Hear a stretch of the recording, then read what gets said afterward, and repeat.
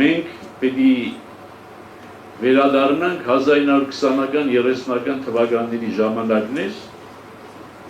երբ որ մասսայական հարցակումներ էին տեղի ունենում հայ եկեղեցու եւ հայ եկեղեցականության նկատմամբ։ Ինչը որ կարող է թույլատնել եկեղեցին, բայց ավելի ողբերգական հետևանքներ է ունենալու պետության եւ պետականության վրա։ Եվ ես այնքան մտահոգված չեմ այդ հարցակումներից իբրև եկեղեցական, որքան մտահոգված եմ այդ հարցակումներից իբրև Հայաստանի Հանրապետության լիիրավ քաղաքացի։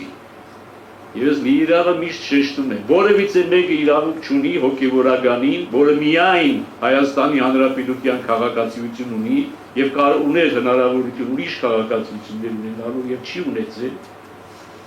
մնացել է միայն Հայաստանի Հանրապետության քաղաքացի, որևիցե մեկը չի կարող սահմանափակել այդ քաղաքացու իրավունքները։ Եվ մենք, եթե ընդհարման մեջ ենք նույնիսկ շագերտների մեջ պետականության հետ չէ, որ հակամարտության մեջ ենք, այլ այսօր իշխանության մեջ։ Եվ երբ որ ասում են մենք զբաղվում ենք քաղաքականությամբ, այսինքն մի իշխանություն, որ կարող է հազարամյա, երկհազարամյա Արցախի թեմը լիկվիդացնել, եւ մենք պիտի ծափահարենք եւ ասենք, հա, դա մեզ չի վերաբերում, սա քաղաքական հարց է։ Եվ որ մի իշխանություն հայրուներով, հազարներով եկեղեցիներ եւ վանքեր հանձնում է թշնամուն եւ այդ տարածքը հայտարարում պատմական Ադրբեջան, ուրեմն մեր ընդվզումը քաղաքականության մեջ ընդգրկվել է։ Ուրեմն մենք իբրև Հայաստանի Հանրապետության լիիրավ քաղաքացիներ ցանկացած իրավունքից կարող ենք օգտվել, որով օգտվում է որևիցե մի քաղաքացի։ Հետևաբար վերադառնալով իմ ասածին, իմ մտահոգությունը այն չի, որ եկեղեցականության վրա հարձակվում է, շատ են հարձակվել, սրանք եք հարձակվեն, կասեն կգնան։ Իմ մտահոգությունը առավել, եւ այս մասին եմ ուզում շեշտել, իմ մտահոգությունը առավել պետական ինստիտուտների բացարձակ եւ ամբողջական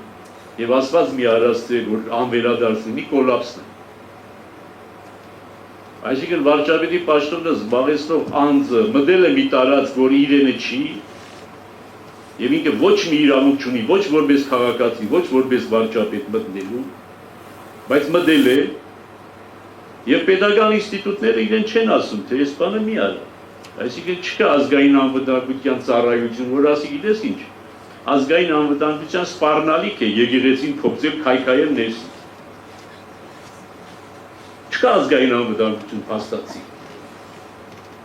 որ չի սովորեցնում այսօրվա իշխանությանը, թե ինչպես պետք է մոդենալ եկեղեցին։ Չկան ուժային կառույցներ, որոնք ասեն, որ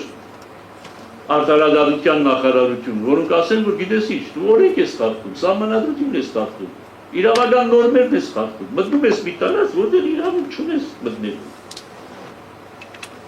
Ոչ միայն պետություն եկեղեցի հարաբերությունների կոնտեքստում, այլ նաև մարդու անձնական կյանքի հետ կապված։ Ոչ մեկը եւ ոչ մի անձնավորություն Հայաստանի Հանրապետության մեջ մարդկանց անձնական կյանքից այնքան գաղտնիքների եւ գիտելիքների չի տիրապետում, որքան որևիցե մի հոգեվորական։ Չի կարող որևիցե մեկը հոգեվորականի չափ գաղտնիքների տիրապետել։ Ուրիշների կյանքի վերաբերող, ոչ թե սեփական, ուրիշների կյանքի վերաբերող։ Բայց ոչ մի հոգեվորական դա չի օգտագործում իբրև շանտաժի միջոց։ Երբեք չի սպառնում որևիցե մեկին հրաբարակելու համար որևիցե մի գաղտնիք, որը նույնիսկ խոստովանության ճանապարհով չի ստացել, ուղղակի մարդը մոտեցել է, խորհուրդ է հացրել, ասել է, դա խոստովանություն չէ դեռ։ Որևիցե մի հոգեվորական շանտաժի չի ենթարկվում։ Իսկ այս մարդը պետական շանտաժով է զբաղված, եւ ուրեմն արտարադատության նախարարությունը չի ասում, թե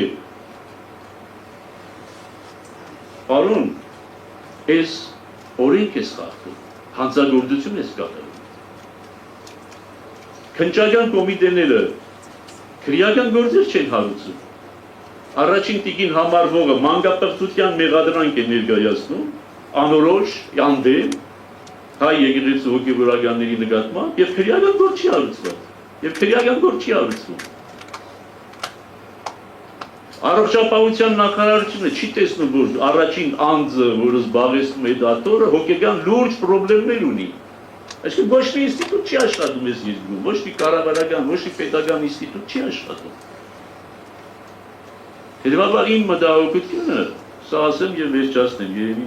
ժամանակը այո նրան։ Պետական ինստիտուտների լիակատար կոլապսն է։ Որովհետև եթե պետական ինստիտուտները աշխատում են, վարչապետը չի կարող իրեն պահել այսպես։ Ոչ էլ առաջին տիկին կոչվածը, որ առաջին տիկին չի կարող իրեն պահել այսպես անպատասխանատու։ Որովհետև պետական մարմինները պետք է զսպեն։ Դրա համար գոյություն ունեն, որպեսզի զսպեն։